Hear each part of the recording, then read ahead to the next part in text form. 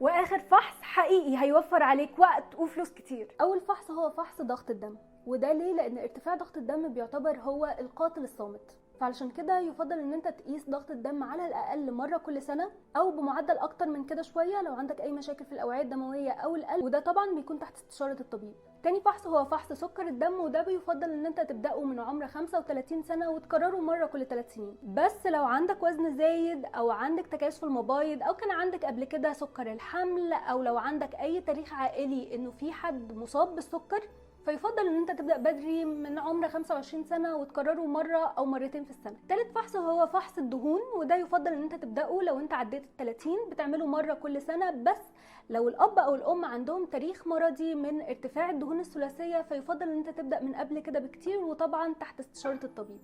رابع فحص هو فحص النظر، وطبعا مش محتاجه اقولك بسبب السكرينز وبسبب كل العوامل البيئيه اللي احنا بنتعرض ليها، فمحتاج تعمله على الاقل مره في السنه. واخيرا كنت تعرف ان انت محتاج تفحص اسنانك مره سنويا؟